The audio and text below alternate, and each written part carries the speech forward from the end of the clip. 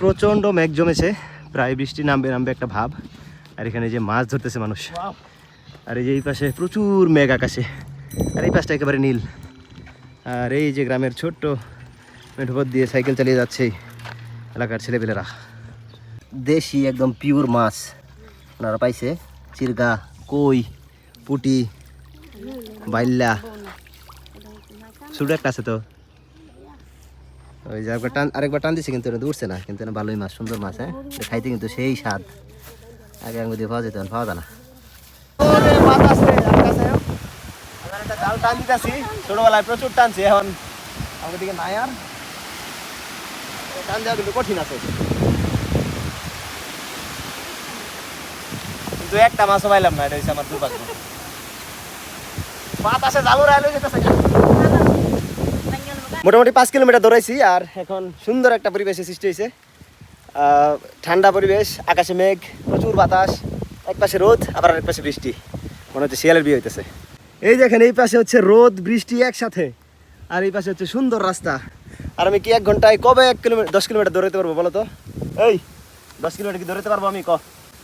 জানে না, 10 কিলোমিটার দৌড়াইতে পারবো না। এই কি অবস্থা তোমার? কি আনছ? কি এটা কি? পান? তুমি পান খাও?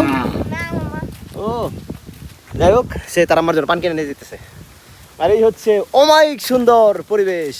ও সেই ক্যামেরায় কতটা বোঝা যাইতেছে জানি না, বাট অস্থির, সেই সেই। রাসেল, এই যে ঘর থেকে বের হইলে আজকে অনেকদিন পরে, আজকে আমার কেমন লাগছে? সেই বেস্ট একটা দিন। কত বছর পরে এইভাবে বিকালে দৌড়াইতেছি, সেই 9-10-এর কথা মনে পড়ে যাচ্ছে, যখন আমরা স্কুল থেকে বেরিয়ে খেলার জন্য বিভিন্ন গ্রামে ক্রিকেট বল নিয়ে আমরা দৌড়াতাম। সেই আজকে ফিল্ডটা আমি পাচ্ছি। আর বেসিক্যালি তন্ময়কে হাজারো ধন্যবাদ যে আজকে আমাকে এই দিনটা আমার সাথে নিয়ে ঘোরার জন্য। বৃষ্টি নামছে, কিন্তু আমাদের দাঁড়িয়ে থাকা চলবে না, আমাদের দৌড় চলবে তো চলবে। দৌড়াতে দৌড়াতে একটা মাঠে এখন ফুটবল খেলতেছে ছোট বাচ্চারা, আমরা এটার ভিতরে এখন ওদের সাথে ফুটবল খেলবো। রাসেল অলরেডি ঢুকে গেছে ওয়াল টপকে, আমিও ঢুকবো। এই হচ্ছে ওয়াল,